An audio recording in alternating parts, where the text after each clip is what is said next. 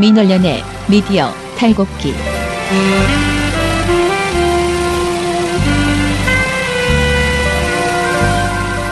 민원연의 미디어 탈곡기 106화 시작하겠습니다. 예, 안녕하세요. 저는 민원연의 김원경 사무처장이고요. 미디어 탈곡기의 이장입니다. 네, 전 부녀회장 배나은 활동가입니다. 청년회장 이봉호 활동가입니다. 네, 오늘 우리 일단은 KM 소식부터 듣고 오고요. 그리고 오늘 저희들 털 것이 나름대로 굉장히 많네요. 엑기스만 잘 털어야 되겠습니다. 그리고 아시다시피 SBS도 지금 이 와중에 KM이 분투하는 와중에 SBS까지도 여러 가지 일들이 벌어지고 있는데 SBS가 상대적으로 다른 때였으면 굉장히 화제가 됐을 그런 사안인데 지금 저희가 자꾸 이렇게 뒤로 미루게 되는 그런 상황이에요. 그래서 오늘은 SBS 이야기도 좀 해보겠습니다. 예, 먼저 돌마고 팟캐 듣고 오겠습니다. 만나면 좋은 친구 MBC 문화방송. 네, 오늘도 전국언론노조 MBC 본부 허유신 홍보국장님 연결하도록 하겠습니다. 안녕하세요. 네, 안녕하십니까. 네, 우리 MBC 본부 어제 잠실 야구장 조합원들의 그 선전전이 있었던 것으로 알고 있습니다. 어제 분위기 어땠는지 좀 먼저 전달해 주시죠. 네, 어제 저녁에 이제 6시에 집결을 했습니다. 잠실 야구장 앞에.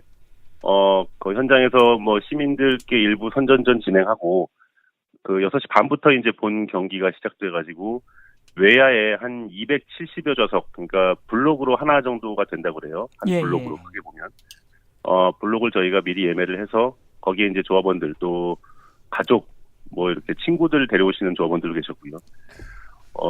그래서 일부 이제 그 스포츠 취재부 기자들이 지난달 그 월드컵 예선 한국과 이란전에 티셔츠를 맞춰 입고 돌아와요 마봉춘 한 글자씩 쓴 티셔츠를 입고 응원전과 선전전을 진행했는데 그분들이 또 이제 이번에 어제 야구장 그 선전전을 이끄셨어요. 아, 그렇군요. 네. 네. 티셔츠 맞춰 입고 또 앞에 앉아서 간헐적으로 이제 뭐 손피켓을 들기도 했는데, 네. 그 저희가 또 이게 스포츠 순수 또 이 스포츠 경기에서 너무 또 저희의 주장만 일방적으로 강요를 하면 네. 관객 여러분이나 시청자 여러분 또 불편하실 수도 있을 것 같아서 최대한 그 자제하면서 또 조합원들 간의 친목을 다지고 이후에 경기 끝나고 나서는 이제 구장 밖에서 선전전을 진행했습니다. 시민들 만나 뵙고 유임을 나눠드리고 저희가 왜 파업을 하는지 지금 공영방송이 왜 중요한지에 대해서 좀 말씀을 드리고 또 시민들께 좋은 고견도 듣는 그런 시간 마련했습니다. 네네. 저 스포츠 기자 여러분들이 한국 이란 축구 경기 당시에 선전전 하셨을 때 많이 걱정을 하셨지만 생각보다 시민 여러분들의 반응이 좋아서 막 응원도 해주시고 영상을 보니까 막 같이 구호도 외쳐주시고 그러더라고요, 시민 여러분들이.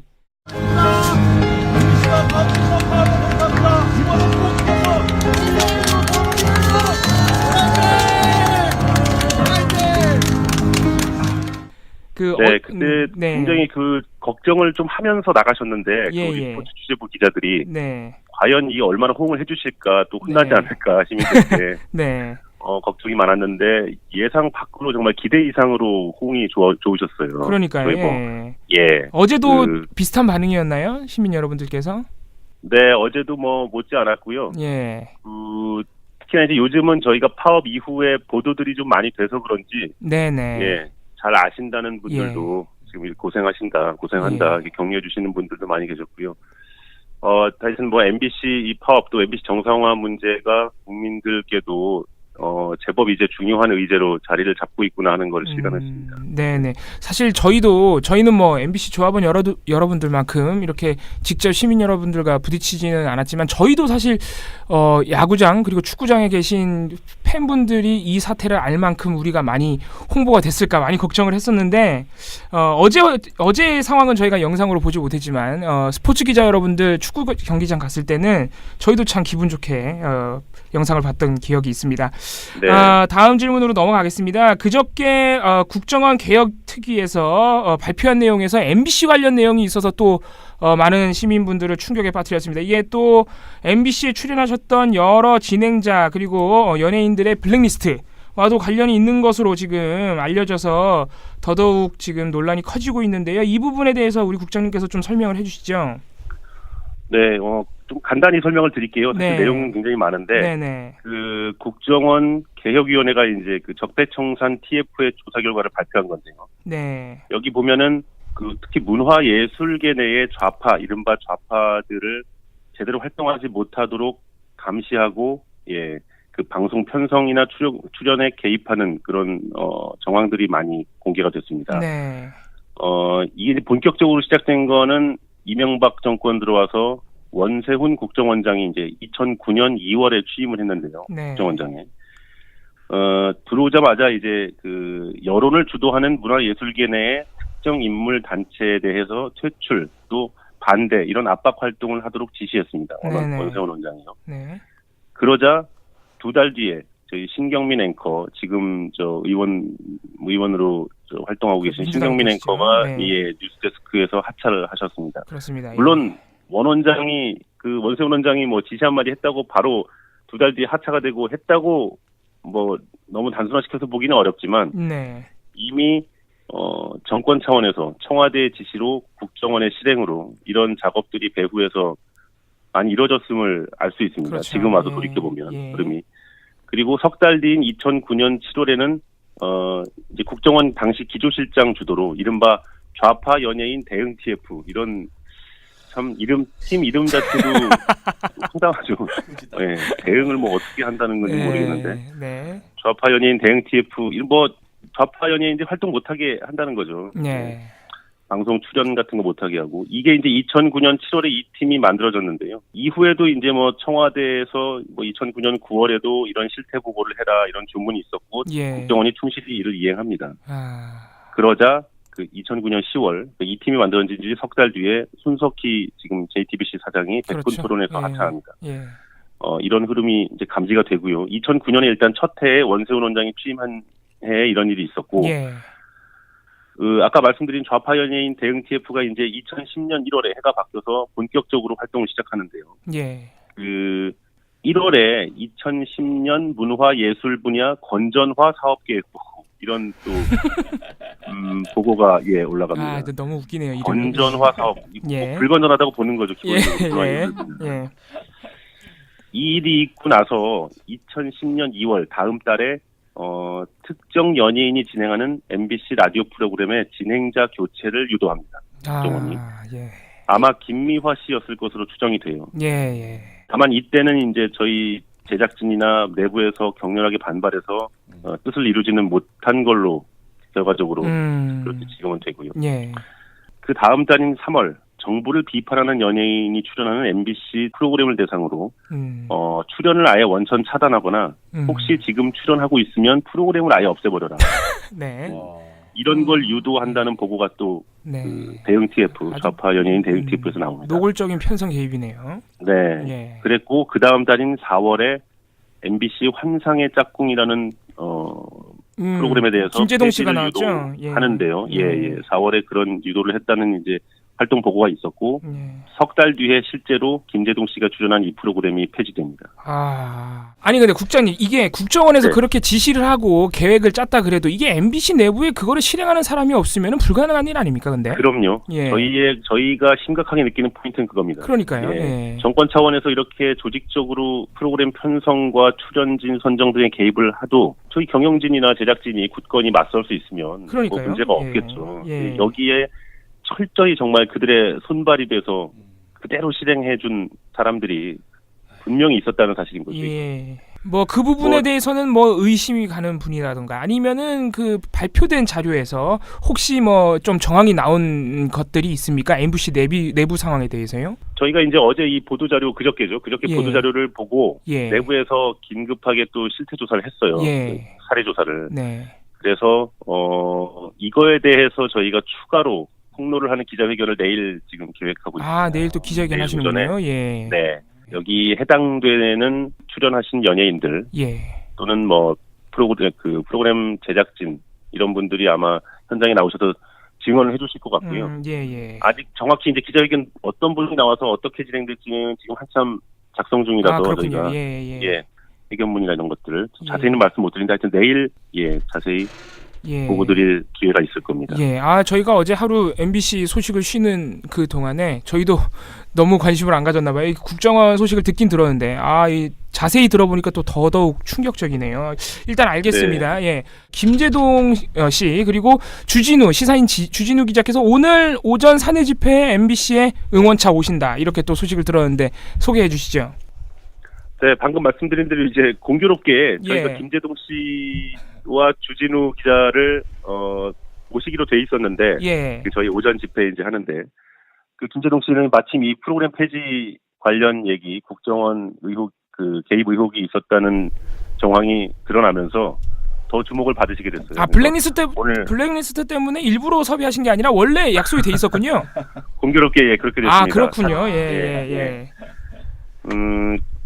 이분들도 원래 이렇게 저희가 프로그램이 다양하지는 못한데 김재동과 주진우라는 거물을 하루에 이렇게 모시는 게 너무 하루에 다 털어먹는 거 아니냐. 내부에서 그런 논란도 좀 있었는데 지금 상황이 엄중하니까 이 두 분을 모셔놓고 우리가 말씀을 좀 듣고 상황 공유를 하고 그럴 필요가 있다고 해서 아침에 모셔서 말씀을 들었고요. 그 손석희 아저씨는 사실 손석희 형님은 저런 식으로 그냥 뭉개고 넘어가면 안 돼요. 저 사람은 제 인생에 책임이 있어요.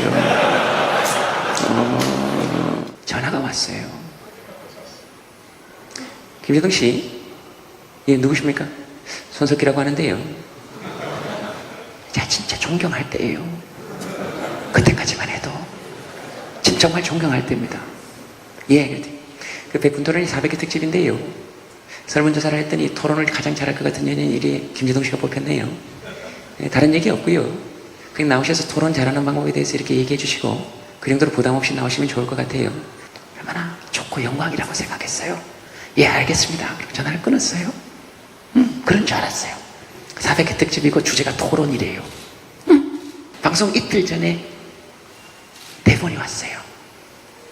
주제가 이명박 정부 1년에 대한 공과 과예요. 한번 확인해 보세요, 여러분들이. 김재동 씨는 그랬고 주진우 기자도 이게 사실은 이제 MB 때 벌어진 일들이잖아요. 그러니까요. 이명박 정부에서. 계속 MB 뒤를 캐고 있는 우리 대표적인 맞습니다. 대한민국 대표 기자로서 주진우 기자를 또 모셔서 제가 어떤 이슈를 이명박에 대한 이슈를 이렇게 제기했어요. 박근혜에 대한 이슈를 제기했어요.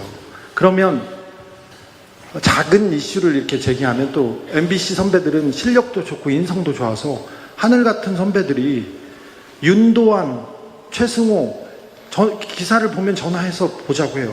너무 훌륭하다 하고 와서 그 작은 기사를 탐사보도를 또 해서 1시간짜리 프로그램을 만듭니다. 그러면 큰 탐사보도가 완성되곤 했어요. 근데 MBC가 사라지고 나서는 그 역할을 할 데가 없어요. 김장겸과 그리고 다른 사람들의 비리를 추적해서 제가 곧 보도해서 여러분들한테 올리겠습니다. 감사합니다. 2007년 대선 때 BBK 보도도 가장 열심히 했었고요, MBC가 당시에. 그러니까요. 그때만 해도 그랬습니다. 그때 얘기도 좀 듣고 하는 의미 있는 시간이었습니다. 내일 기자회견 제외하고 또 이번 주 금요일 날도 우리가 함께 만나기로 돼 있는데 이번 주에 또 혹시 특별한 소식이 있으면 일정이 있으면 간단하게 소개해 주시고 마무리해 주시죠. 이번 주는 그때 말씀드린 대로 이제 내일 저희가 춘천 MBC 홍준 사장 퇴진을 위해서 전국 조합원이 이제 춘천에 모여서 퇴진을 촉구하는 이른바 이제 서울지부 조합원들 입장에서는 출장 투쟁이 그렇죠. 그 메롱 사장님이죠? 그렇죠. 메롱 사장님 또 달리기 사장님 도망가시고 아니면은 조합원들한테 메롱하시고 그런 분인데. 과연 내일은 어떤 모습 보여주실지 이제 전국에서 다 저희 조합원들이 내일도 보이는데, 페이스북 라이브로 봐야겠네요. 이게 기대가 되면서도 걱정이 또 기대와 걱정이 교차하고 있습니다. 알겠습니다. 그 정도 있고요. 내일 말씀드린 대로 아까 그 기자회견이 저희 이제 국정원 요 사례에 덧붙여서 자세한 말씀을 드리는 기자회견이 내일 오전에 있을 예정입니다. 오늘 많은 말씀 감사합니다. 또 소식 듣도록 하겠습니다. 감사합니다. 네, 감사합니다. KBS 한국방송 사랑해 네, 이어서 전국 언론노조 KBS 본부 정수영 공추위 간사님 연결하겠습니다. 안녕하세요. 안녕하십니까. 네, 우리 정수영 기자님은 매일 만나고 있어서 저희 민원연 활동가들 입장에서 매우 기분이 좋습니다. 네, 감사합니다. 네, 어제에 이어서 또 KBS가 요새 나날이 소식이 많아요. 어제 저는 이 장면을 페이스북 라이브로 봤습니다. 뭐야? 네. 예. 어제 KBS 우리 성재 위원장을 비롯 조합원 여러분들께서 정수영 기자님이 사회를 보고 계셨는데, 네, 명지대로 가서 우리 명지대 학생들과 함께 강규영 이사 사퇴 촉구 기자회견을 여셨어요. 근데 저는 어제 영상으로 확인했는데 엄청나게 많은 인파가 모여 있더라고요. 명지대가 참 약간 훌륭한 학교네요. 어제 놀랐는데 어제 기자회견 분위기와 내용 소식 정리해서 알려주시죠. 예, 잘 봐주셔서 감사하고요. 네네. 예, 안 그래도 저희가 페이스북 라이브를 해서 저희 조합원들, 지역에 계신 지역지부 조합원들 또 전 국민들에게 많이 알리고자 했습니다. 네네. 근데 어제 오후 2시에 서울 서대문구 명지대학교 이문 캠퍼스 학생회관 앞에서 기자회견을 열었고요. 네. 어제 행사에는 기자회견에는 강경대 열사 추모 사업회가 저희와 공동으로 열었고, 네. 또 연대 단체로 전국 대학노조 명지대 지부, 또 극예술연구회 R, 민속예술연구회 탈터사랑, 또 시사토론 동아리 퍼 같은 명지대학교 내의 학내 여러 학생 단체들도 기자회견 취지에 공감해서 동참을 해주셨거든요. 네네. 그런데 어제 저희가 준비했던 보도자료가 한 40부 정도 되는데, 그러니까요. 네. 이 보도자료가 다 동이 나버렸어요. 너무 많은 매체에서 오시고, 예. 또 JTBC라든지 MBC에서도 와주셨고, 네. 여러 인터넷 매체, 신문 매체들에서 많이 와주셔서 네. 어제 기자회견이 저희가 예상했던 것보다 상당히 많은 관심을 받았습니다. 예. 그래서 어제 기자회견 자리에는 이제 강경대 열사 추모사업회의 대표를 맡고 있는 네. 명지대학교 법학과 1사학번 임재무 대표님이 네. 이제 먼저 발언을 해줬는데요. 발언 내용도 저희들이 깜짝 놀랐습니다. 저희 예. KBS에서 오래 몸담은 웬만한 조합원들보다도 네. 훨씬 정확하고 소상하게 저희 KBS 내부에서 그동안 벌어졌던 각종 불공정 방송 사례들과 내부의 양심적인 구성원들에 대한 탄압을 다 꿰뚫어 보고 있더라고요. 네. 그래서 이를테면 한때 투철한 저널리즘의 선두를 달리며 선망받던 KBS 탐사보도팀은 사실상 해체되었으며 박근혜 세력의 만행 앞에 침묵할 수밖에 없었습니다. 지금까지 숱한 오명과 질타를 받아왔습니다. 이에 조금이라도 항의하거나 민중의 목소리를 대변한 기자가 있었다면 가차없이 그 졸렬한 칼날을 휘둘렀습니다. 이런 내용들을 거침없이 다 설명을 해서 제가 깜짝 놀랐고요. 예. 정말 가슴이 뜨거워졌습니다. 이렇게 이런 게 연대의 힘이다 하는 거를 그 자리에 참석했던 조합원들도 하나같이 다 깊이 느꼈고요. 예. 그래서 어제 강경대 열사 추모사업회 임재호 대표는 마지막으로 강규형 교수, 명지대학교 박무업 기초교육대학 교수신데, 강경 교수는 이제 자신이 적폐로서 몸담았던 모든 곳에서 사퇴해야 할 것입니다.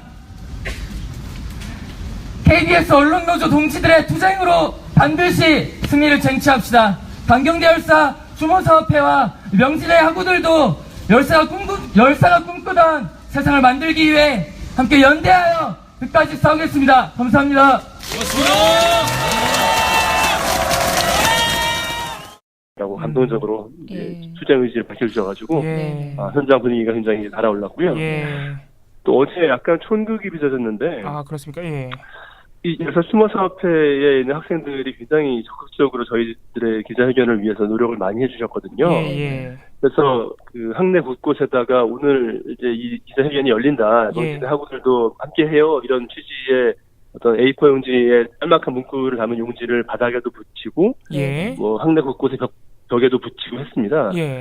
근데 아마 올해 이제 입학한 17학번 이제 새내기 추모사업회 학생 한 명이 아마 용지를 한 옆구리에 끼고 이제 붙이려고 다니는데, 웬 갑자기 검은색 선글라스를 낀 남성이 갑자기 화를 내면서 너 지금 뭐 하는 거냐고. 그래서 아니 이거 전단지 붙이고 있다더니 내놓으라 그러면서 뺏어갔다는 거예요. 뭐죠 그 사람은 정체가? 그래서 임재우 추모사업회 대표가 부랴부랴 찾아가서 그 남성을 붙잡아가지고 당신 왜 이러냐, 이거 예. 우리 유인물이다 내가라. 예. 당신 누구냐? 그랬더니 이제 그분이 나 이 교수야 그랬다는 거예요. 그래서 이름을 대보시라고 교수라면은. 예. 그래서 알아봤더니 결국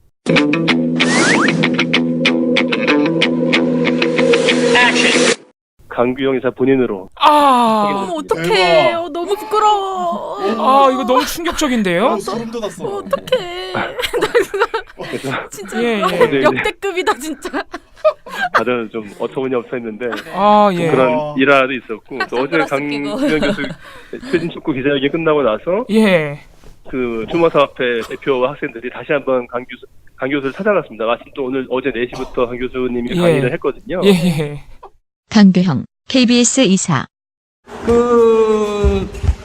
이게 호위병 생활하는 거 창피하잖아요. 지금 문건에 따라서 그대로 지금 시나리오 가고 있는데 방송 장악하려고 지금 하는 거 이거 문제 있지 않습니까?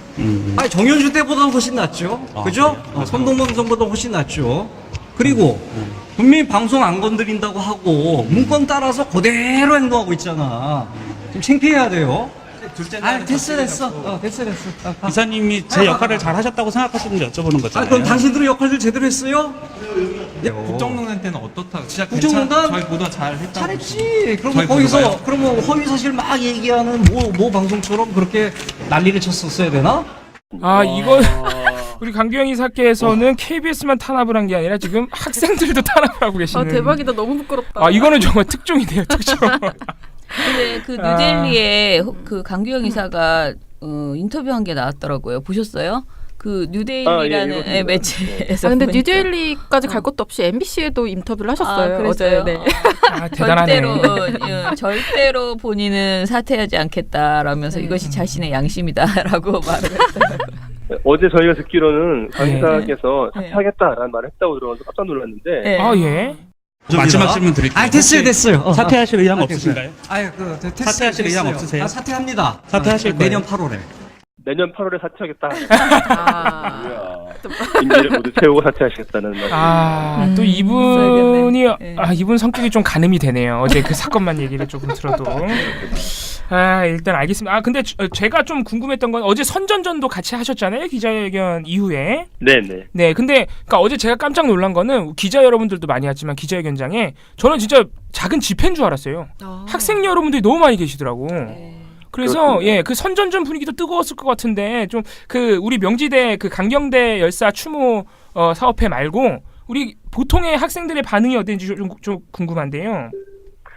예, 아무래도 학생들은 본인들이 다니고 있는 학교에 네. 대학 내에 그런 사람이 있다는 사실을 전혀 모르다가 알게 되니까 그러니까요. 예. 당연히 약간 놀라움을 보이는 반응들이 많았고요. 예. 또 언론사 파업에 대해서도 물론 관심 있는 학생들도 상당할 수 있었지만은 아무래도 이제 학생들이 뭐 취업이라든지 관심사가 많다 보니까 잘 모르는 학생들도 적지 않거든요.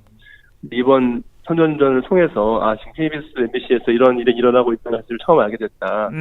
뭐 이런 반응을 보이는 학생들도 있었고 또 뜻밖의 외국인 학생들도 많이 있었습니다. 그래요? 맞아요. 그래서 해외에서 명지대학교에 유학 와 있는 학생들도 많이 좀 전단지를 받아가서 관심 있게 지켜보기도 하고 그래서 저희가 한 2,000부 정도를 준비해갔는데 금세 동이 날 정도로 많은 학생들이 다 받아갔습니다. 예상치 못하게 어제 기자회견이 아주 흥행을 하셨어요. 어제 JTBC 뉴스에도 금방 나오더라고요. 참 기분 좋습니다. 우리 아마 명지대 학생 그 보통의 학생들 대부분은 강규영 이사 또는 강규영 교수가 어떤 분인지 잘 모를 거예요. 그래서 그렇습니다. 어제를 기회로 많이 좀 어제 또 사고도 치셨으니까 많이 좀 홍보가 돼야 될 것 같습니다. 네. 어제 우리 KBS 조합원 여러분들께서 사내에서 계속 집회를 매일 하고 계신데 어제는 저희가 잠깐 예고를 받긴 했지만 사장실 코앞까지 가서 구호를 외쳤다. 이렇게 들었는데 쟁이행위를 했습니다. 쟁이행위를 했다. 죄송합니다. 어제 그 재밌었던 조합원들의 집회 소식도 좀 알려주시죠. 잘 알다시피 KBS는 이제 본관 건물과 신관 건물 두 개 큼직한 덩어리로 나뉘어 있는데요. 중간은 구름다리로 연결되어 있습니다. 근데 본관 6층이 거의 초롱성 같은 요새화가 되어 있어요. 일전에도 제가 한번 말씀드린 적이 있는데 사장실 바로 옆에 인사운영부라고 하는 곳에 대지 증명서를 떼러 가려고 해도 지금은 5층에서 다 막 차단한 채로 그 직원이 내려와서 증명서를 전달해주고 도로 올라갈 만큼 6층은 거의 신선불같이 성역으로 겹겹이 에워싸고 지금 방어를 하고 있거든요. 거기 사장실이 있는 모양이군요. 그렇습니다. 예. 그 한복판에 사장실이 있고 예. 또 옆에 임원들의 방도 있고 이렇습니다. 근데 예. 그래서 6층에 진입하는 것은 현실 지금 거의 이건 약간의 부분적인 직장 폐쇄이기 때문에 불법적인 요소가 많은데 예. 그래서 그런 현실적으로 힘으로 그렇게 물리적으로 막고 있거든요. 근데 그렇다고 해서 물러나면 저희 산후조가 아니죠. 그렇죠. 예, 어떻게 했냐면은 꾀를 부려가지고 예. 사장실로부터 불과 한 20m 직선거리로 한 20m 정도 떨어져 있는 공간이 있습니다. 예. 어디냐면은 이 본관과 마주보고 있는 신관 건물의 중간에 턱같이 된 공간이 있는데요. 예. 일종의 옥상 비슷한 널찍한 그 테라스 같은 공간이 있습니다. 예. 거기를 점거를 했죠. 6층인데요. 예. 그러니까 신관과 본관 모두 6층이 항상 화제인데 6층이 화장실이 있는 공간과 같은 높이 고도가 같기 때문에 예. 그래서 6층 테라스로 어제 기습적으로 조합원들이 점거를 해버렸고 신관 6층은 KBS가 못 막았단 모양이네요. 그럼 신관 6층은 그러니까 그 많은 사람들을 다 막지를 못하니까 그렇죠. 예. 네, 사측이 선택을 한 거죠. 최소한 화장실이 있는 6층과 화장실이 있는 그 본관 건물만큼은 그때 그 노동 쟁의 활동 아예 못하도록 막아버리자라고 선택을 한 거죠. 그래서 신관은 상대적으로 떨어져 있으니까 좀 이렇게 놔두는 경향이 있거든요. 그렇지만 화장실 코앞에 올 줄은 몰랐겠죠. 그렇죠. 예. 그래서 화장실 코앞에 있는 그 신관 6층 중간 테라스로 일제히 집결을 해서 제가 이제 마치 옛날 조선시대 군악대의 취타대를 연상시키는 부부젤라 부대를 만들어서 부부젤라 군악대가 꾸려져가지고 어마어마한 경험을 화장실을 향해 내뿜었습니다. 예, 우리 사장님이 보셨는지 모르겠네. 방송, 독립, 정치, 역사,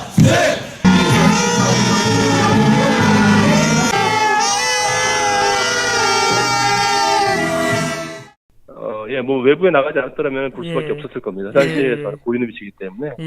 그래서 거기서 부부젤라로 어마어마한 경험을 뿜어내면서 나가라라는 구호를 많이 외쳤고요. 어제 그 자리에도 상당히 많은 조합원들이 모였습니다. 어제 또한 제가 눈대중으로 400명 이상은 모인 것 같더라고요. 요새 매일매일 그 정도는 모이시는 것 같아요, 지금. 예, 정말 이번 파업은 여러 가지 새로운 기록들을 많이 갈아치우고 있는데요. 뭐 조합원 수도 어마어마하게 늘었지만은 파업 대우도 이렇게 꾸준히 계속 수백 명 단위로 유지된다는 것도 굉장히 놀라운데요. 보통 한 파업이 한 3주 가면은 100명, 200명 단위로 줄어들어도 그냥 뭐 들어오려 하는데. 그렇죠. 힘드시니까. 근데 한 400명 정도가 일제히 그 좁은 공간에 모여서 뜨거운 햇볕도 아랑곳하지 않고 목이 터지도록 고대영 퇴진을 외쳤고요. 또 그 자리에서는 이제 현직 시인이기도 한 저희 KBS 조합원들이 계십니다. 시인들을 모셔놓고 심사위원으로 위촉을 한 다음에 삼행시 100일장을 열었습니다. 고대영이라는 세 글자, 그 다음에 세노조라는 세 글자, 두 가지 시제를 놓고, 그것별로 이제 삼행시 경진대회도 열고, 그런 재미난 행사를 열었고요. 고도영상 구역의 최원석입니다. 고도영상 시작! 새 세상이 거저오겠습니까? 노페인, 노게인! 조속히 고사장은 퇴진하세요! 사직서는 저희가 대신 써드릴게요! 그걸 마친 다음에 이제 명지대로 조합원들이 이동을 해서 선전전을 펼쳤습니다. 어제도 참 바쁘셨네요. 근데 제가 볼 때는 오늘도 바쁘십니다. 오늘 KBS가 또 임시이사회가 있어요. 그죠? 네네. 이 자리에 또 고대영 사장님이 오느냐 안 오느냐가 이제 초미의 관심사인데. 네, 오늘 임시이사회에서 또 어떤 일을 기획하고 계신지 말씀해 주시죠. 이사회는 보통 신관에서 열릴 수도 있고 본관에서 열릴 수도 있습니다. 또는 아주 드물지만 외부에서 몰래 열기도 하고요. 근데 오늘은 아마 본관 6층에서 열려고 할 겁니다. 지난번처럼요. 오늘 이제 임시이사회도 지난번과 동일하게 이번 파업 사태에 대한 현황을 보고받고 대책을 논의하는 자리고 당연히 고대영 사장이 출석을 해야 하는 이사회입니다. 근데 아마 오늘 이사회가 정상적으로 열릴 확률이 높지 않은 것 같아요. 왜 그렇죠? 저희들이 사전적으로 파악해본 결과 그동안 고대영 사장의 일종의 거수기 역할을 한다는 비난을 받아왔던 다수 이사들이 상당수 참여를 하지 않으려고 하는 듯한 그런 이사회에 오지 않으려고 한다. 예. 예. 이렇게 이사회도 안 할 거면 그냥 이사직 불러놨어요. 그러게요. 왜 그러죠? 예. 예. 그러니까 하여튼 오늘 이사회는 아마 정상적으로 열리지 못할 확률이 높은데 그래도 어쨌든 이사회가 열릴 확률이 있으니까 저희로서는 이제 이사회에 참석하기 위해서 찾아오는 이사들을 상대로 빨리 사퇴해달라 라고 촉구하는 피켓팅이나 이제 항의 어떤 구호를 외치는 그런 주요 길목마다 저희 조합원들이 이제 대기를 하려고 준비를 하고 있고요. 그래서 보통 이사들이 본관 1층에 있는 약간 지하처럼 된 주차장을 통해서 들어가지고 엘리베이터를 타고 6층으로 바로 올라가는데 요즘은 이제 6층을 요새화했기 때문에 6층으로 못 가요. 그래서 본관 5층에서 내린 다음에 올라가야 되죠. 그 경비 직원들이 이제 업무를 받으면서 계단을 몰래 올라가는 이런 방식으로 6층으로 진입을 합니다. 그래서 그 5층과 1층 또 간혹 2층으로 오는 경우도 있기 때문에 이 로비 앞에 있는 엘리베이터 이런데 분산해가지고 조합원들이 이제 구호를 외치면서 빨리 사퇴하라라는 그런 항의를 전달할 예정입니다. 그리고 또 반가운 소식이 하나 있네요. 우리 조합원 여러분들께서 지난 9년간 찾아갈 수 없었던 KBS 시큐리티가 맡고 있죠. KBS 본관의 민주광장을 드디어 되찾았다. 이런 소식도 있는데 어떻게 된 거죠? 예, 방금 들어온 소식인데요. 예. 저희 오늘 오전 9시 반에 기습적으로 그 조합원들 한 20여 명, 그다음에 저희 집행부 합쳐가지고 30여 명이 본관 민주광장에 농성장을 만들었습니다. 근데 이게 왜 의미가 있냐면 그동안 지난 이명박근혜 9년 내내 그 KBS 본관 로비에 있는 큰 널찍한 공간이 있는데 그 공간에서 이제 파업하는 동안에 쟁의 행위를 하는 거를 철저히 막아왔습니다. 불법적인 일이죠. 직장 폐쇄를 하는 셈이거든요. 그런데 쟁의 행위 기간 중에도 직원들의 사내 출입은 자유롭게 보장받아야 하고 업무의 본질적 내용을 저해하지 않는 한 통행이나 뭐 일종의 뭐 어려운 말로는 병존적 점거라고 하는데 그 일부는 갱행위를 위해 쓰고 일부 나머지는 업무 공간에 방해되지 않도록 열어놓고 이렇게 하는 행위는 수차례 판례를 통해 확립되어 있는 합법적인 쟁의행위임에도 불구하고 불법적으로 그걸 차단해왔던 것이고 이거는 노동조합의 활동에 지배 개입하는 부당노동 행위로 엄벌을 받아야 하는 중범죄거든요. 근데 꺼리낌 없이 지난 9년간은 그런 범죄를 아무렇지 않게 다행이었던 겁니다. 뭐 당연히 그거는 이제 그걸 처벌을 해야 할 어떤 노동부라든지 뭐 경찰이라든지 이런 법 집행 기관들의 묵인 방조 없이는 불가능했겠죠. 그렇죠. 하지만 이제는 그런 세상이 아니지 않습니까? 그래서 저희가 이번에 기습적으로 점거를 했고 역시 사측이 허를 찔려서 부랴부랴 그 알루미늄 봉으로 만들어진 셔터를 또 막 차단하려고 했는데 저희 조합원들이 그걸 다 몸으로 막으면서 지금 조합원들 감금하는 거냐. 왜냐하면 그걸 내려버리는 순간 그 내부는 감옥이 되죠. 그러니까요. 그런 불법 감금되기 때문에 형사처벌이 무겁습니다. 그래서 이거 내리는 순간 우리 경찰에 신고한다. 우리 조합원들 감금하면 가만두지 않겠다. 이거 당신들 다 감옥갈 각오하고 내려라. 이러면서 굉장히 거칠게 몸싸움하면서 대치를 하고 있는 상황인데 아마도 그 사측에서 감금죄로 그 처벌당하고 싶지 않다면 셔터를 내려서 차단하지 못하지 않을까 이제 기대를 하고 있습니다. 아니 지금 말씀하신 지금 이 상황이 모두 오늘 아침에 발생한 건가요? 지금 방금 일어났습니다. 지금 방금 일어난 그러니까 우리 조합원 여러분들께서 민주광장으로 드디어 진입을 하신 것도 방금 일어난 일이죠, 그러니까. 지금도 그 안에 농성장을 꾸려서 남녀 조합원 한 10여 명 정도가 농성을 하고 있고요. 농성장에 있는 조합원들이 당연히 그 외부 막내가 자유로워하니까 외부에 있던 조합원들이 당연히 결합을 하기 위해 가지고 왔고 그 과정에서 셔터를 내려서 막으려고 했고 그러니까요. 그래서 내리는 순간 감금이니까 알아서 하라고 지금 경찰에 신고도 하려고 하고 있거든요. 지금도 대치를 하고 있는 상황이신 거죠, 그래서? 대치하고 있습니다. 아직 셔터를 내리진 않았고. 내리다가 반쯤 내리다 막아. 반쯤 내리다 막은 겁니까? 거기에 사람들이 막 몸을 들이밀고 이제 버티고 있으니까. 아니 신고를 한다 그래도 그걸 내리려고 하는군요. 뭐 막무가내입니다. 경찰에 신고해가지고 경찰이 운동을 여러 차례입니다. 제가 신고한 것마다 3번. 이 KBS 세노조는 역시 몸싸움이 갑자기 그 말씀 안 막으면 평화적으로 할 수 있는데 그러니까요. 막아가지고 이렇게 물리적 충돌을 유도하는 것 같기도 하고 그렇습니다. 마지막으로 또 이번 주가 이미 예고해 주신 대로 KBS 새노조는 적폐이사 타격 주간이에요. 네. 이름 멋있네요. 네, 그래서 어제는 이제 강기영 이사 또 앞으로 남은 우리 구 여권 이사들에 대한 퇴진 요구가 있을 것 같은데 남아 있는 이번 주 일정 간단하게 소개해 주시고 마무리해 주시죠.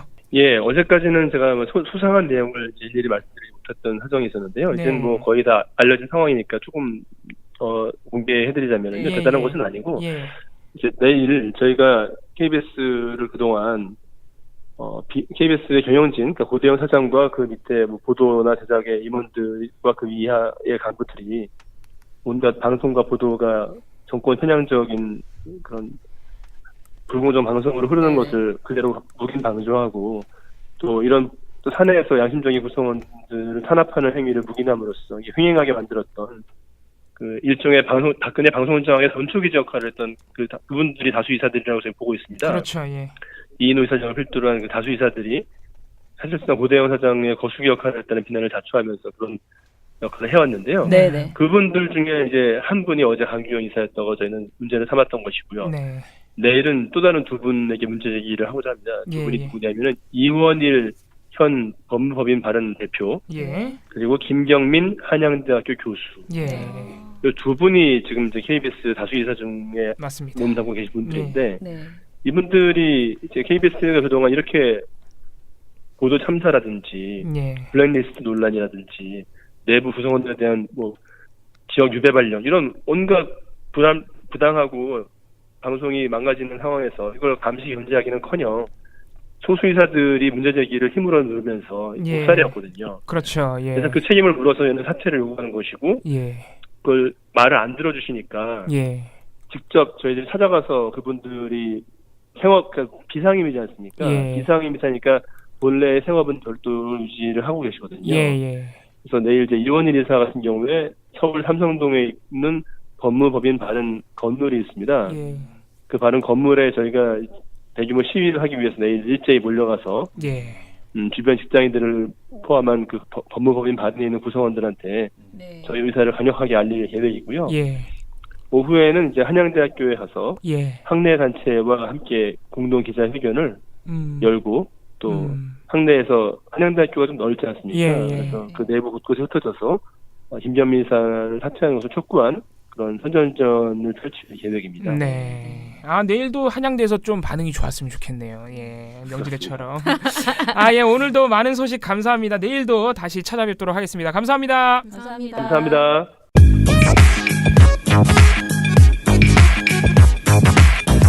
돌마고 팟캐.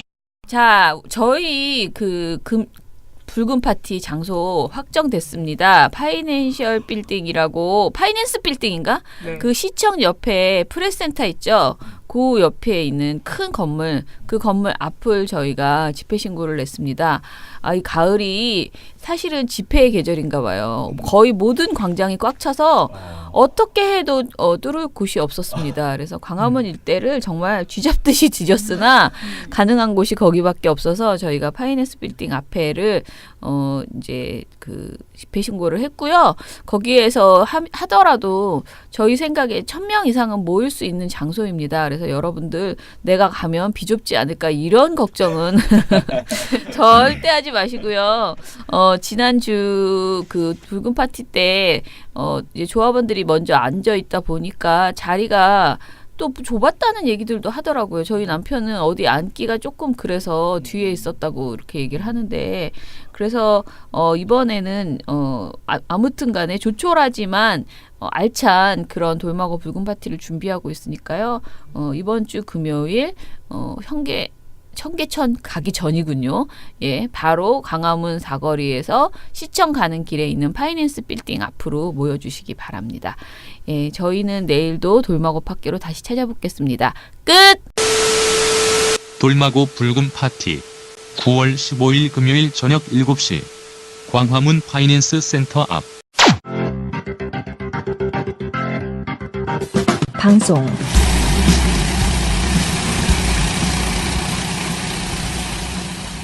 네, 먼저 그러면 이명박 블랙리스트 얘기부터 해보도록 하겠습니다.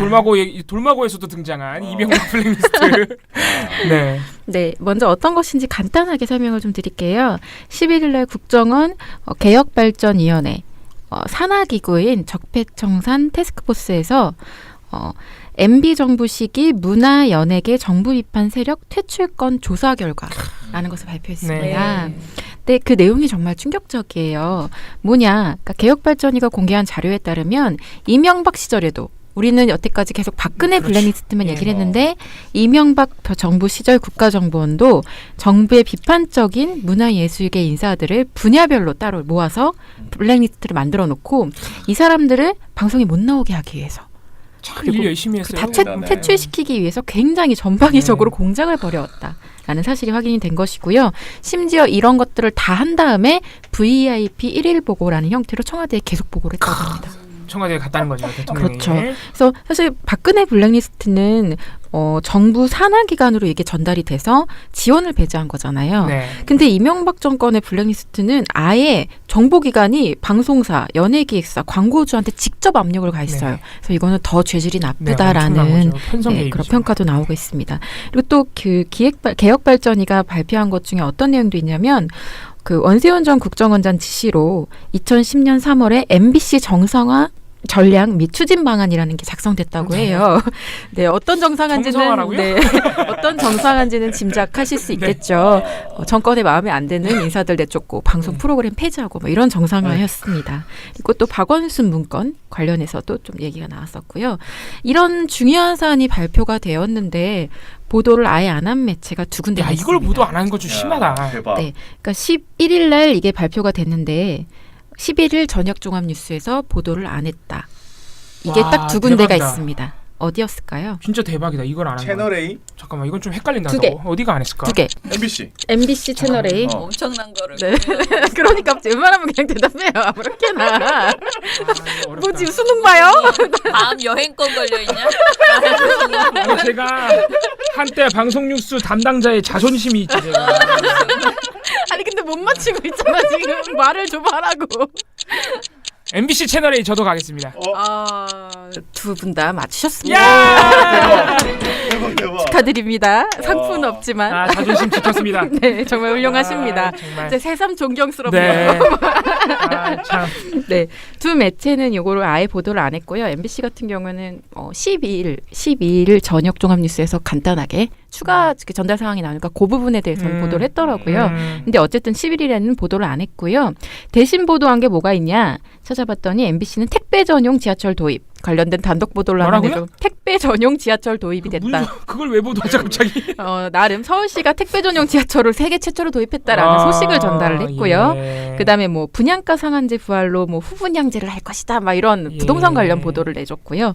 채널 A는 그 예전에 TV조선이 냈던 생존 가방 싸보니 뭐 이런 보도를 대신 내줬습니다. 그걸 왜 이제 와서? 네, 이거를 요 보도를 안 내고 그 보도를 냈다. 아니 그런 지금 핵실험한 지 열흘이 지질 않는데. 그리고 네. 약간 네. 느낌이 다 후원 느낌의. 네, 약간 그게 그 느낌이 다 약간 구성이 좀 비슷비슷해서 협찬받았을 수 있는 그런 보도. 일심은 일단 하고 있습니다. 네. 자, 그러면 보도를 한 매체들을 특징을 간단하게 좀 짚고 갈게요. 그 SBS 같은 경우에는 요번에 아예 그 문건 안에 그러니까 보고 그 발표된 사안 중에 실질적으로 압력을 받은 매체로 지목이 되었잖아요. 보면은 물은 생명이다라는 특집이 있는데 그거에 관련해서 4대강 비판 자체를 하지 말라는 요청을 받았다고 그렇지. 해요. 요 유명합니다. 네. 그럼 SBS는 이걸 보도했느냐? 어떻게 말했느냐? 진행자 교체 압력은 물론 특정 프로그램의 정책 비판 내용까지 자제하도록 압력을 행사한 것으로 조사됐습니다. 라고 마치 남의 일처럼. 그러게요. 자사 내용을 네. 말하기가 그렇게 어려운가? 솔직히 말하면 좀 민망했을 것 같기는 해요. 왜냐하면 SBS 노조가 이미 이거를 다 이전에 심지어 되게 많이 지났어요. 한 네네. 일주일도 더 지났어요.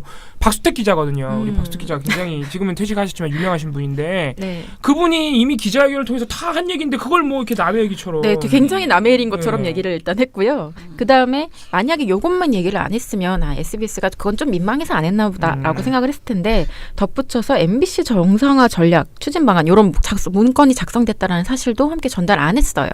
그러니까 연예인 블랙리스트로 초점을 몰아가고 정작 방송사들이 어떤 일이 일어났는지 그게 지금 다 나왔는데 발표가 그렇게 어떤 압력이 발생했고 그게 어떻게 실현이 됐는지에 대해서는 슬쩍 이렇게 넘어가려고 자기네 하는 업계의 듯한 치부는 말을 안 하는 거구나. 네, 그런 느낌을 좀 받았습니다. 그리고 이거는 KBS, MBN도 마찬가지였고요. 눈에 띄는 건 TV조선인데 TV조선 보도는 저는 스포츠 중계인 줄 알았습니다. 신났죠?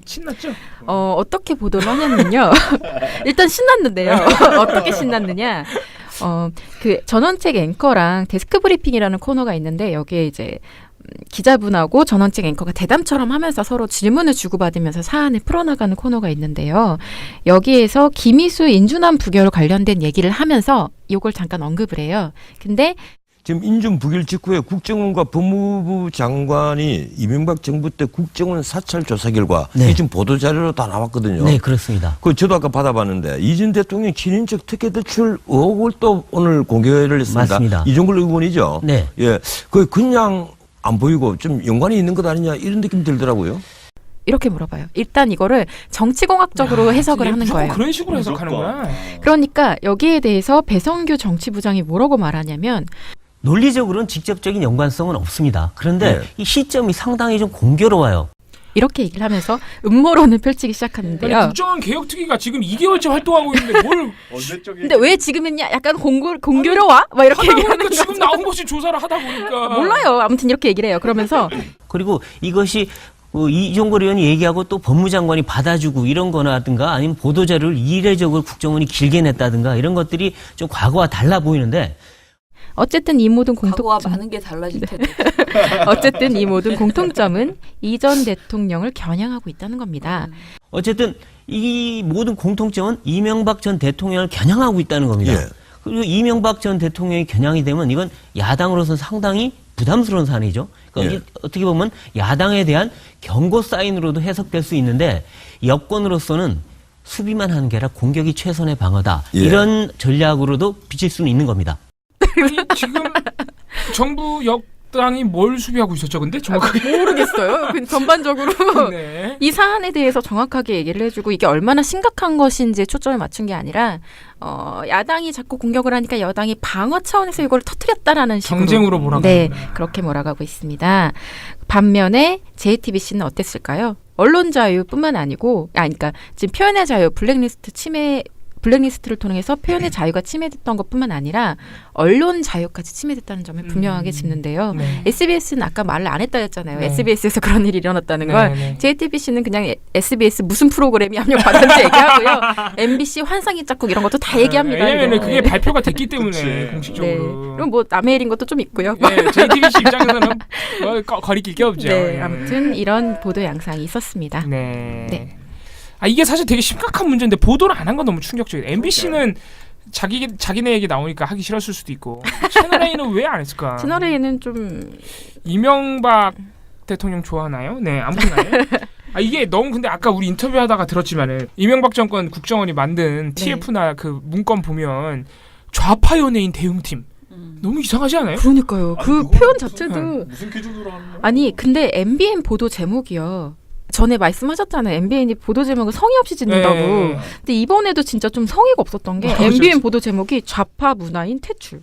이거 봐. 이게 되게 이상해. 따옴표도 없어요.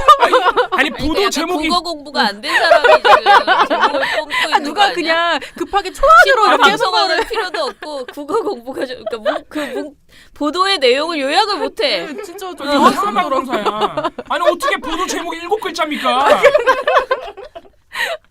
좀 의식하게 되더라고요. 보도 제목이 이상해요. 이상해요. 근데 진짜 이상해. 7글자인 건 괜찮아. 7글자. 좌파 연예인 퇴출해야 된다는 것 같네. 그러니까요. 우리가 하겠다는 것 같잖아요. 무슨 구호 같네, 구호. 네. 그런 게 있었고요. 아니, 좌파 연예인 대응팀. 좌파 연예인도 이상하지만 좌파 연예인에게 무슨 대응을 하겠다는 거지? 재밌네. 거기 박미선 씨도 있는 거 아세요?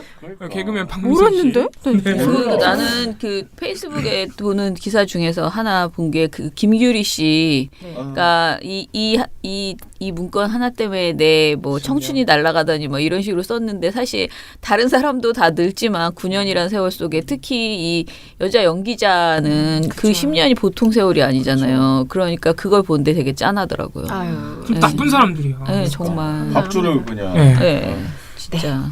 그러면 이제 우리 MBC 욕 많이 했으니까 자, SBS 얘기를 좀 해봅시다. 네. SBS도 사실 못지않게 욕 먹어야 되는데. 네. 지금 11일 날 SBS 윤세영 회장이 사임 의사를 밝혔습니다. 네. 근데 지금 어떤 일 때문에 그런 일이 일어났는지 좀 간단하게 말씀을 드려야 될 것 같아요. 일단 이 윤세영 회장 같은 경우에는 이명박근혜 정권 내내 보도본부 간부들한테 보도 지침을 내렸다라는 의혹이라기보다는 사실 증언이 너무 많이 나오고 자꾸 기라 그러네. 죄송합니다. 본인이 인정을 하셨어요. 네. 또. 네. 그래서 그런 일이 일어나니까 노조에서 지금 들고 일어났죠. 네. 들고 일어나서 어떤 증언들이 나오고 있냐면 이분이 보도본부 간부한테 박근혜 정권을 비판하지 말라라고 아예 그냥 말을 했다고 합니다.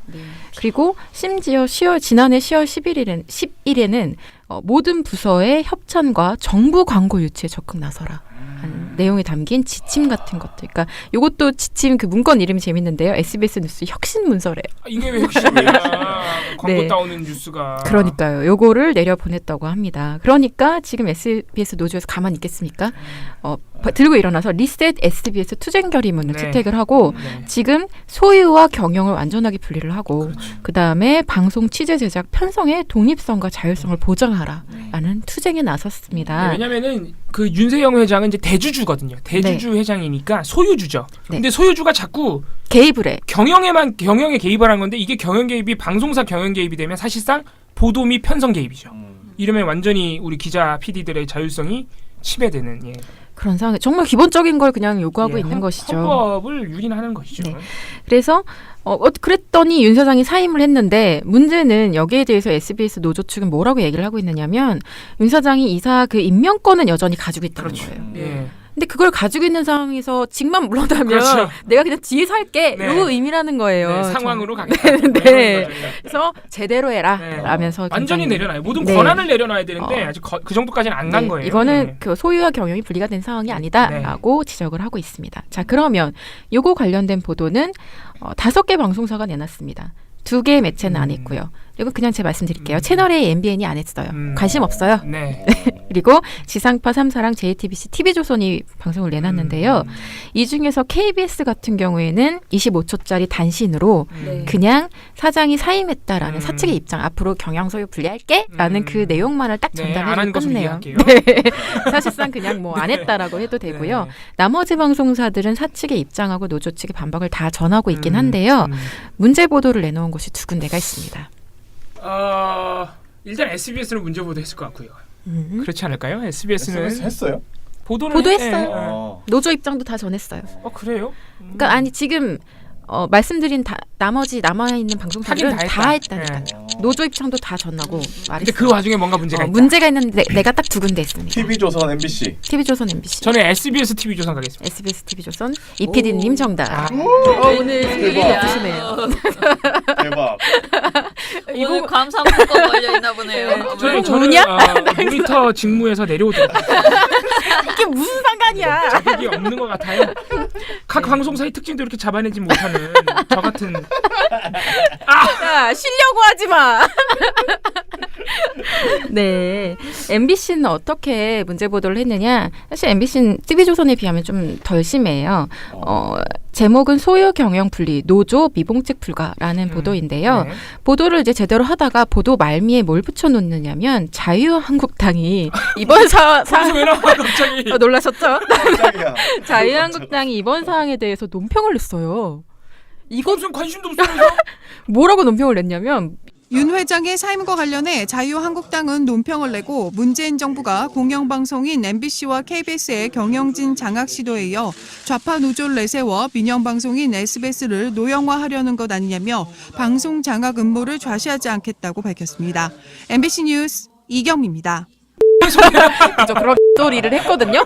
그거를 보도 말미에 붙여서 읽어줘요. 야, 조선일보네. 이게 셋이 항상 같이 간다니까. 조선일보, MBC, 자유한국당은 한 몸이에요.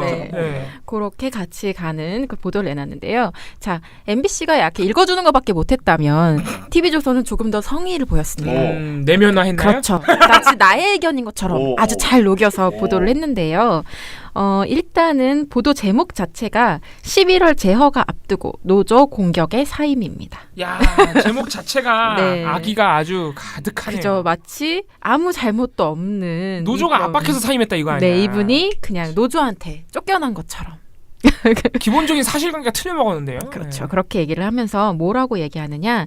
맨 처음 전원책 앵커가 도입부에서 보도지침 논란으로 노조의 퇴진 요구 공세에 직면했던 SBS 윤세영 회장이 오늘 사임했습니다.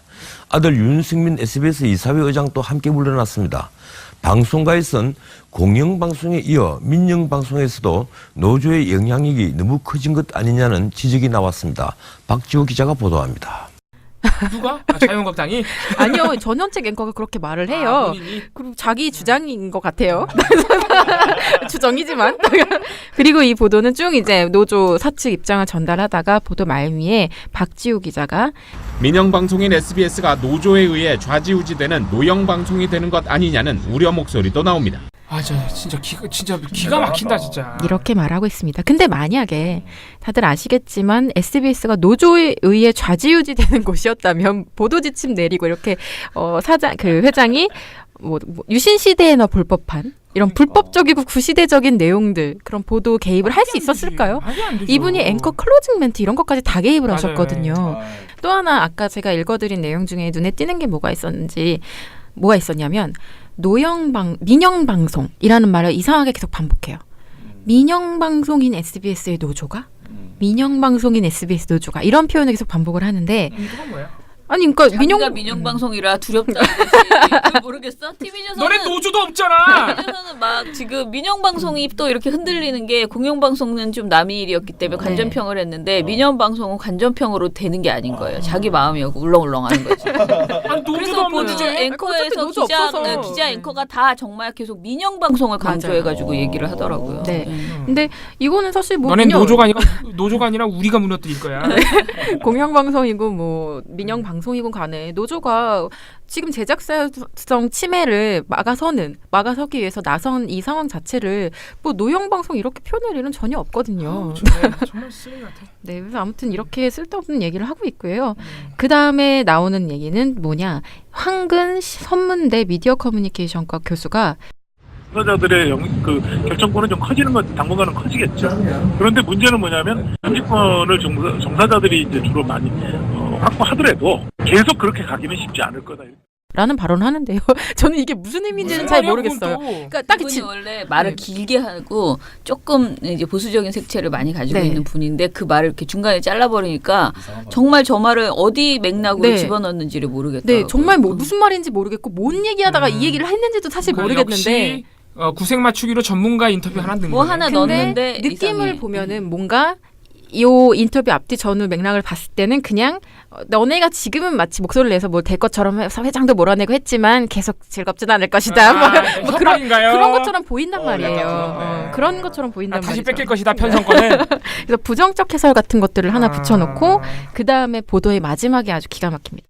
현재 KBS와 MBC 경영진도 노조와 여권에서 퇴진 압력을 받고 있습니다. TV조선 박지호입니다. 이렇게 말하면서 끝을 내요. 자, 그러면 이 보도는 무슨 목적으로 작성이 된 것이냐. 아까 말씀드린 것처럼 1차적으로는 사태의 원인으로 노조의 반발을 지목해서 노조 탓으로 다 돌리고 있는 것들이 있겠지만 더 본질적으로는 요거를 공영방송 정상화에서 이거랑 엮어서 지금 이다진 퇴진 압력을 받고 있는 것들이 정권의 압력이라는 것들을 사례를 이것도 같이 묶어서 수집을 해서 보여주는 것이죠. 그래서 이런 것들이 사실 여태까지 TV조선이 계속 반복하고 있는 보도 양상 중에 하나인데요. 전날 말씀드렸던 그 유희선 이사 사태 원인 짚은 보도에서도 이런 구조가 똑같이 반복이 됩니다. 마치 노조나 어떤 외부 정권의 압력 때문에 이 사람들이 어쩔 수 없이 사퇴했고 그게 거기에 대해서 지금 외부 여론은 뭔가 정권이 언론을 장악하려고 한다는 평가가 들어간다는 식으로 전달을 해주는 거죠. 그래서 이런 보도를 아마 계속 반복하겠죠. 정말 거지 같은 보도들이다 근데 진짜. 네. 그래서 제가 어제 봉우 씨한테 매일 이런 보도가 나오는데 심의를 따로 넣어야 되느냐. 같은 내용의 보도면 그냥 한 보도 안에 한 심의 안에 날짜만 명기해주면 됩니다. 네. 이렇게 여쭤봤었죠. 이런 상황입니다. 그래서 보면은 MBC하고 TV조선이 한국당에 내가 더 한국당 기관지다. 이런 경쟁을 하고 있는 것처럼. 티조가 이겼어요, 근데. 근데 티조가 더 심했다. 이번엔 티조가 이겼다라고 말씀드렸습니다. 잘했어요. 도장 하나 찍어드려야겠네.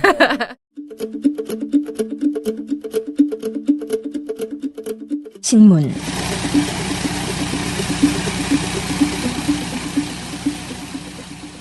자, 신문도 조선일보가 똑같이 그 자유한국당의 주장과 비슷한 이야기를 했는데 사설에서 갑작스러운 SBS 회장 사태 배경이 궁금하다. 9월 12일 사설이에요. 근데 이제 사설에서 민주당 그 전문위원실에서 나온 문건 있잖아요. 그걸 주절주절 얘기를 한 다음에 갑자기 뭐라고 하냐면 일부 시민단체는 SBS도 적폐라며 공격하고 있다. 이런 와중에 나온 SBS 회장 사퇴 소식이어서 그 배경에 대한 궁금증이 커지고 있다. 이렇게 썼습니다. 일부 시민단체는 우린가 봐요. 왜냐하면 우리가 이런 논평을 좀 낸 것 같은데. 아마 논평을 우리밖에 안 냈죠? 네, 아니 그러진 그건 모르겠고. 언론연대도 냈나요? 네, 확인은 안 해봤는데 아무튼 냈는데 아무튼 공격하고 이런 와중에 회장 사퇴 소식이 있어서 배경에 궁금증이 커지고 있대. 저희에게 이런 큰 힘이 있는지 참 늘 너무 놀랍습니다. 그런데 아무튼 이렇게 얘기하는데 한마디로 공영방송 장악 문건을 만들어서 민주당이 압박했고 노조와 시민단체는 방송사 사장을 사퇴를 요구하고 있고 그런 와중에 SBS 윤세영 회장이 압력을 느껴서 이제 사퇴를 했을 가능성이 있다는 건데 말도 안 되는 소리라서 사실은 길게 말할 필요도 없다라고 저는 생각을 합니다. 일단은 SBS는 솔직히 말하면은 지금 너무 잘못한 게 크기 때문에 지금 SBS 노조가 이제 공개한 내용들이 보통 일이 아니거든요. 방송법 위반이에요. 그래서 게다가 그냥 뭐 고대영 사장이 개입을 하는 수준의 내용이 아니고 SBS의 대주주인 회장이 개입을 한 거는 명백하게 이거는 소유와 경영을 분리해야 되는 방송사 특히 게다가 무슨 드라마에 개입을 한 것도 아니고 보도에 개입을 한 거거든요. 그러니까 이거는 그냥 무조건 빨리 수습을 해야 되는 상황인 거였던 거예요. 본인도 급하니까 일단 사임하고 본 거거든요. 아들이랑 같이 수습을 해야 되니까 상황을. 그러니까 윤세현 회장 본인이 정말 당시 부득이하게 정권의 눈치를 봤다라고 시인을 한 거고 그런데 이제 저희가 계속 말하는 게 윤세현 회장 하나의 그 사임만으로는 안 된다라고 말을 하는 이유를 다시 한번 역사를 이제 되짚어서 보면요. 오늘 SBS 노조가 노보를 냈어요. 근데 이걸 보면 이 윤세영 회장과 그러니까 태영이라는 민영방송을 우리가 이제 국가가 허용할 때 지상파의 민영방송이 들어가는 게 보통 일이 아니었거든요. 처음에 만들어질 때 엄청 말이 많았고 태영에 대한 특혜다 해가지고 뭐 굉장히 말이 많았잖아요. 그런데 결국은 태영을 주면서 이제 그 소유와 경영 그러니까 민영 방송사 그 태영이라는 건설업자가 방송에 개입하지 못하도록 굉장히 여러 번의 이런 그 조치들을 취하려고 했거든요. 그런데 이제 이 사람이 언제냐? 2004년 2월 방송 전문 경영인 시대를 선언하면서 뭐라고 했냐? 대주주는 상법과 관련 법규에서 부여한 권한에 따라 이 사회를 중심으로 책임과 역할을 다할 것입니다. 이것을 소유와 경영의 분리로 해석해도 좋을 것입니다. 라고 2004년에 이미 말한 바 있습니다. 그러나 아시다시피 거의 되지 않았습니다. 항상 SBS 경영을 SBS 이사회가 사실상 했고 SBS 이사회의 의장을 계속 맡았어요. 이 사람이 윤 회장이 이렇게 맡았고 그러면서 쭉 가다가 또 2011년에 그러니까 2004년에 당시에도 뭐 사퇴를 했었거든요. 그런데 2011년에 이분이 사퇴를 한 게 한 번이 아니군요. 이번 한 번이. 그래서 그 사퇴 쇼런 얘기가 나와요. 맞아요. 그리고 새로운 리더십을 위해 2월 주총 이후 SBS 회장과 이사회 의장직에서 물러나고자 합니다. 앞으로 SBS 그룹의 명예회장으로서 그룹 발전의 조력자 역할에 충실할 것입니다. 예전에도 이런 식으로 상황에 올라갔었구나. 2011년 신년사에서 말을 했습니다. 이때도 명목상은 소유경영 분리를 하는 그런 지주회사를 채택을 해놨기 때문에 새로운 리더십이 필요하다. 그러니 자기가 물러나겠다라고 하고 했지만 이때까지만 해도 소유경영 분리라는 선언 자체를 폐기하지는 않고 그냥 어찌됐든 갔는데 그 다음에 2016년에 저는 제너럴리스트로서 경영의 최종 책임을 지고자 SBS 그룹 지주회사의 이사회 의장에 취임합니다. 하면서 SBS 미디어 홀딩스의 이사회에 이사회의 그 의장이 된 거예요. 그러니까 이 사람이 계속 왔다 갔다 진짜 회전문처럼 들어왔다 나갔다를 지금 하고 있고요. 얼마 아니에요. 그 다음날 바로 SBS 이사회 의장도 취임했네요. 네. 미디어 홀딩스뿐만 아니라. 네. 그러니까 그 이사회 의장에 취임할 때 말은 본인이 이사회 의장에 취임하더라도 2004년 2월 윤세영 회장께서 이건 아들이거든요. 선언하신 것처럼 SBS 경영진의 권한과 책임에는 변함이 없으며 방송 정문 경영인 제도를 계속 유지함으로써 그 선언의 철학과 정신을 계승할 것입니다. 라고 말을 했습니다. 그런데 이렇게 여러 차례 했지만 지금 결과적으로 가장 최근의 사례를 보면 SBS 이 윤 씨 일가가 분명히 SBS에 개입한 것이 분명히 드러났던 것이고요. 그래서 이게 진짜 쇼일 수밖에 없다라고 이제 생각을 하고 아까 한국 교수의 말이 일면 사실인 것이 이게 지금 잠깐 어떻게 쇼를 해서 지금 물러나는 것처럼 보이고 편성권은 지켜주겠다 뭐 이렇게 하더라도 근본적으로 이 소유경을 완전 분리하고 이 사람들이 다시 방송 그 법을 위반하면서 개입하지 못하도록 확실하게 만들어 놓지 않고서는 안 된다라는 생각을 할 수밖에 없는 거죠. 지금 상황이. 뭐 있을 때마다 일이 터질 때마다 일단 사퇴하고 내려갔다가 다시 취임하고 내려갔다가 다시 취임하고. 진짜 추하다. 네. 방송사 애들 장난. 네. 그리고 이제 이번 노보에 또 하나 나온 것이 우리가 지난번에도 얘기했는데요. SBS가 인재 스피디움이라고 인재에 자기들의 굉장히 큰 정말 어마어마한 투자를 SBS가 아니죠. 태영이 인재 스피디움을 만들어서 이게 그러니까 그 자동차 경주하는 그 고가 그다음에 굉장히 큰 콘도 같은 근데 그게 장사가 잘 안 돼요. 예. 굉장히 큰 인재 스피디움이 장사가 안 돼요. 것을 만들었습니다. 그런데 인재 스피디움이 지금 말씀하신 것처럼 장사가 너무 안 되거든요. 장사가 안 되니까 이거를 가지고 방송에서 인재 스피디움을 가져다가 그곳에서 촬영을 하게 한다거나 또는 심지어는 태영이 그 SBS 그 인재 스피디움의 그 숙박권 있잖아요. 이런 거를 계열사에게 다 그냥 사라고 강매죠? 강매를 네. 아이고 하라고 양아치네. 하는 일들도 있었던 거예요. 그러니까 일단은 그걸 그래서 막 정말 사람들이 이렇게 논아서 그러니까 무슨 그 뭐랄까 살려주는 의미에서 고통 분담의 의미에서 막 이렇게 사가는 그런 일들도 있었고요. 그러니까 여기에 보면은 SBS 미디어 홀딩스를 통해서 태영이 인재 스피디움 경영난 해소를 위해서 억대가 넘는 숙박권을 SBS를 포함한 전체 계열사에 강제로 떠넘겼다는 겁니다. 억대가 넘는 강제로? 네. 엄청 많이 팔았네. 네, 진짜 대단하다. 그래서 당시 이용모 사장, 현재 미디어홀딩스 사장인데요. 노사협의회 공식 대화석상에서 이렇게 말했대요. 계열사와 연관된 곳이 어렵고 하니 주변에 있는 계열사들이 십시일반으로 도와줬으면 좋겠다는 의견이 있어서 각사 사정에 맞게 사주게 됐다라고 대답을 하면서 불법 지원 행위를 대담하게 시인했다고 합니다. SBS의 사장. 대담하네요. 모두가 참 대담하시죠? 네, 자체가 불법 아니에요? 그렇죠. 예. 이게 뭐 물론 이거 그러니까 방송사 말고 뭐 삼성이나 이런 데서도 이런 그런 계열사 간에 뭐 이런 도와주는 것들은 있겠지만은 사실 이게 방송사라는 의미에서는 더더욱이 문제가 되는 거죠. 아무튼 굉장히 여러 가지 일들이 있었어요. 그런데 이 사례들을 다 모두 종합해서 봤을 때 SBS의 그러니까 태영의 SBS에 대한 이거는 이제 정말 제가 보기에는 솔직히 말하면 이런 거예요. 진짜 본전 뽑을 만큼 뽑았다. 진짜 태영은 SBS 하나 가져서 얼마나 좋은 기업 이미지를 가졌고 그동안에 몇십 년 동안 SBS가 이렇게 많이 성장하는 게 본인의 노력이 아니에요. 사실은 어떻게 보면 정말 말하지만 SBS는 국민의 전파예요. 그 전파는 지상파 전파를 감히 종편도 아니고 TVN처럼 그 케이블 TV도 아니고 지상파 전파를 SBS에게 우리가 줬고요. 국민이.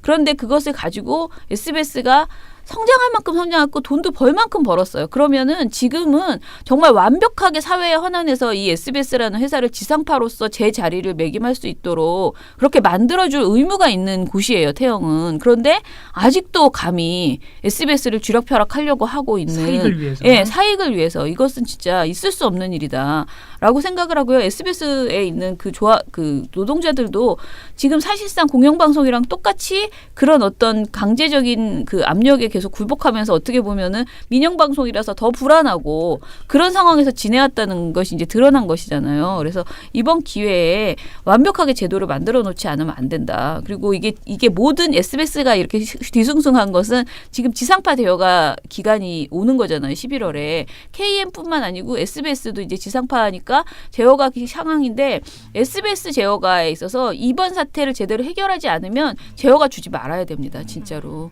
이거는 그냥 단순히 뭐 방송 심의 규정 몇 개 위반하고 뭐 어쩌고 저쩌고의 사안을 넘어서는 내용이기 때문에 분명하게 방송통신위원회가 이 사안에 대해서 대책을 세우고 그것을 약속을 받고 그냥 약속이 아니고 실제로 실행되는 것을 보면서 제어가를 주어야 되지 않겠나 이렇게 생각이 듭니다. 적폐 청산 가운데 가장 중요한 분야 중에 하나가 저는 언론 적폐라고 생각합니다.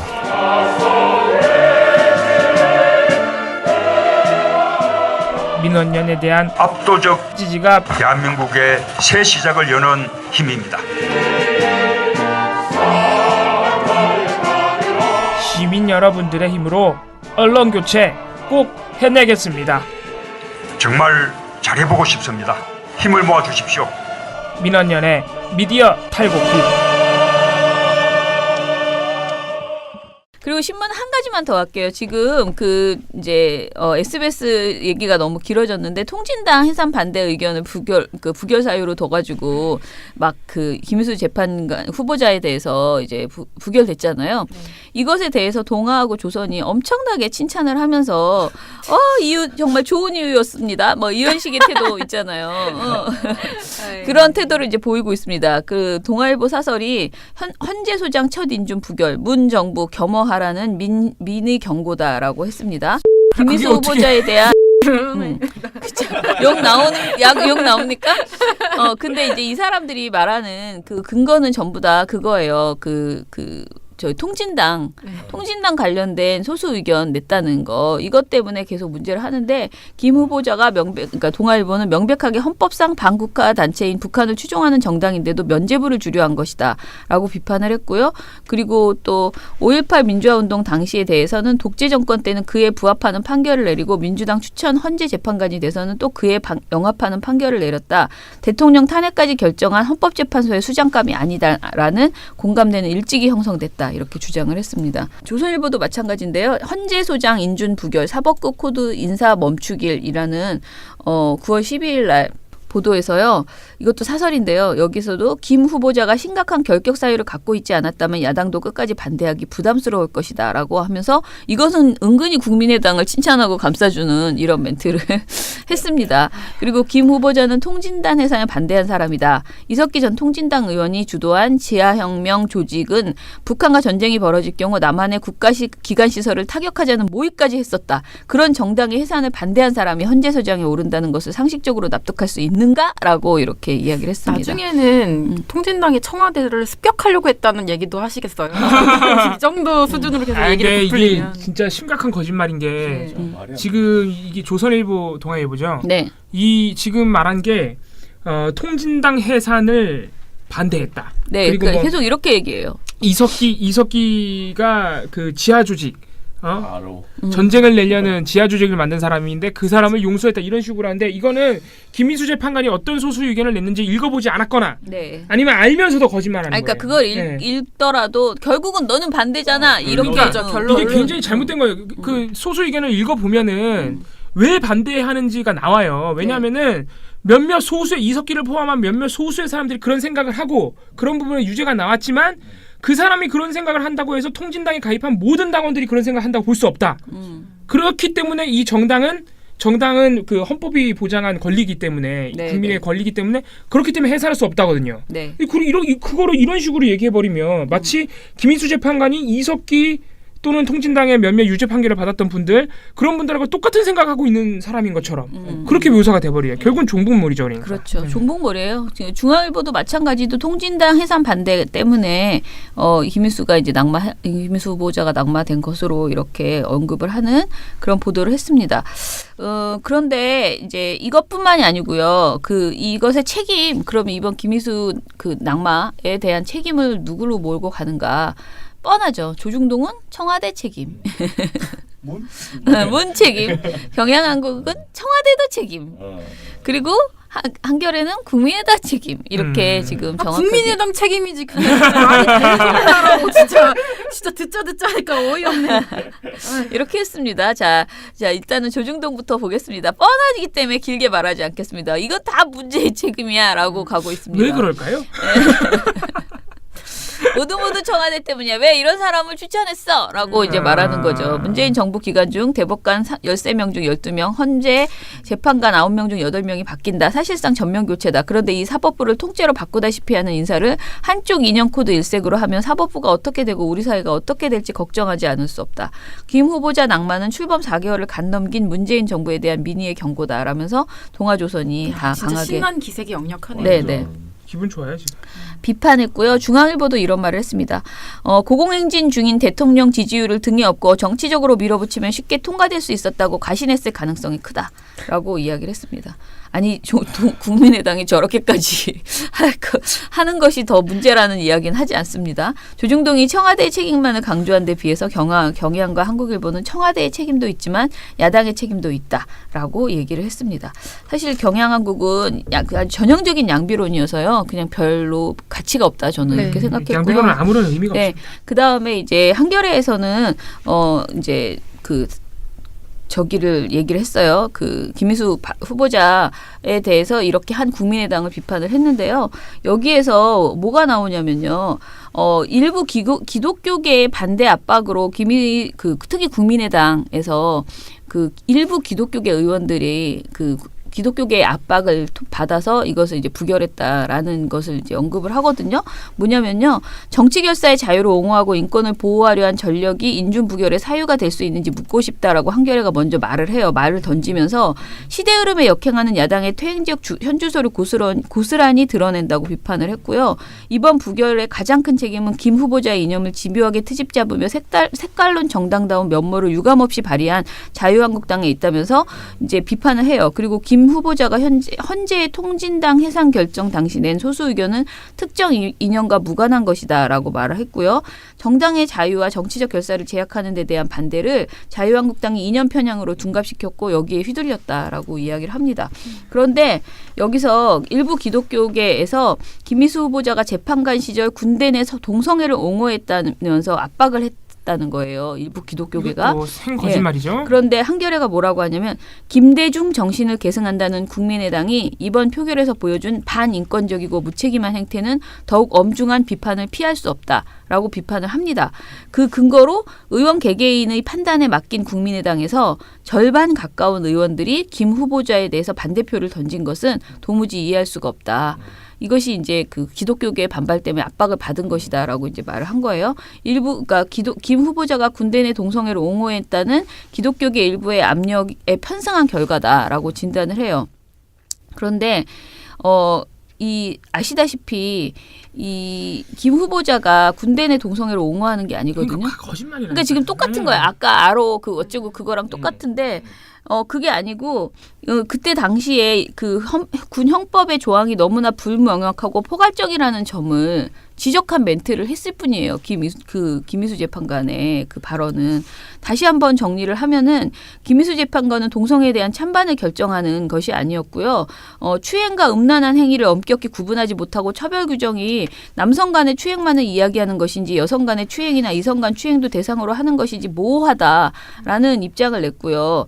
그러니까 전반적으로 봤을 때 군 동성애를 옹호한 것이 아무것도 없는데 맥락이 아무것도 없는데 이것을 가지고 기독교계에서는 이것도 같이 결론이야. 어찌 됐던 너의 결론은 덕분에 군대 내 동성애를 너가 허용한 것이야라고 이렇게 우기는 그런 의견을 낸 것이고 이것에 대해서 정확하게 지적한 것은 한겨레 사설뿐이었어요. 그리고 다른 신문에서도 요 군대 내 동성애 관련된 내용을 언급을 하긴 했는데 한국일보에서는 사설에서 이렇게 말했습니다. 일부 기독교계에서 김 후보자가 동성애 관련 헌재 결정 과정에서 옹호하는 소수 의견을 냈다는 과장된 주장을 하며 각 당 의원들을 압박하고 반대 압박 문자를 보낸 것도 논란 소지가 많다라고 말을 했는데요. 과장된 주장이라는 말 자체도 사실은 적절치 않은 거죠. 그러니까 좀 한국일보에서는 사실은 잘못된 주장을 하고 있는 것인데 아무튼 뭔가 동성애 관련 헌재 결론 과정에 옹호하는 소수 의견이라고는 볼 수 없거든요. 그리고 동아, 경향, 중앙은 종합면의 기사에서 국민의당이 반대한 사유 중에서 이런 내용이 있었다라는 것만 얘기하지 정정하는 이 내용이 문제가 있다라는 그런 말은 없었습니다. 그러니까 전반적으로 봤을 때 한겨레만 그나마 요 국민의당의 의원들이 소수 의견 그러니까 군대 내 동성애를 찬성했다 하는 그런 것 때문에 이번에 그 표를 이렇게 찍었다는 것을 정확하게 문제 제기를 하는 그런 보도를 내놨다. 이렇게 보시면 될 것 같아요. 한겨레가 오랜만에 혼자서 옳은 말 했네요. 네. 그런데 사실 이것도 강하게 정확하게 지적한 것은 아니었다라고 저는 보이고요. 사실 군대 내 동성애 문제라는 것이 굉장히 민감하기 때문에 다들 이렇게 피해가는 것 같다라는 생각도 들었어요. 이 보도 자체가 진보 진영 보도들도 경향이나 한겨레도 제가 아까 경향은 아예 사설에서도 이런 말을 안 했다고 그랬잖아요. 이게 민감하죠. 그러니까 피해가는 그런 느낌이 좀 들었습니다. 아니 뭐 군대 내 동성애 얘기도 한겨레가 그나마 잘해줬지만 이번 사태의 책임은 국민의당에 있죠, 솔직히. 그 점을 한겨레만 굉장히 명확하게 좀 찝어준 거잖아요. 그래도. 그런 멘트를 정확하게 이제 그것도 막 길게 쓴 건 아니지만 어찌됐든 사설에서 정확하게 언급을 한 거죠. 네, 그러면은 오늘 너무 말이 많았네요.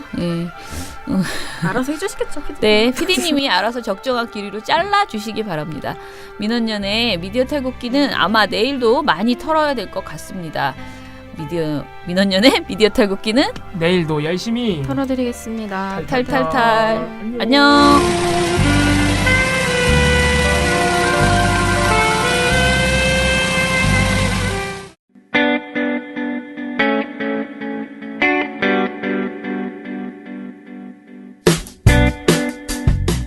안녕하세요. 민원연의 이봉우 활동가입니다. 우리나라에서 언론의 문제는 민주주의의 문제입니다. 독재와 부패 기득권을 대변하는 언론들은 아직도 살아있습니다. 민주주의의 문제는 곧 우리 삶의 문제입니다. 사주의 입장을 반영한 권력의 욕심을 투영한 언론, 이들을 감시하려면 전문성과 꾸준함 그리고 투명함이 기초되어야 합니다. 민원연은 1984년부터 시민단체로서 언론을 감시해오고 있습니다. 민주언론 시민연합은 여러분의 소중한 후원으로 투명하게 운영됩니다. 민원연 후원으로 언론을 감시하고 견제하는 활동에 힘을 보태주세요. 민주언론 시민연합은 여러분의 소중한 후원으로 투명하게 운영됩니다. 회원 가입 및 후원 문의 전화번호는 서울 전화 02-392-0181입니다.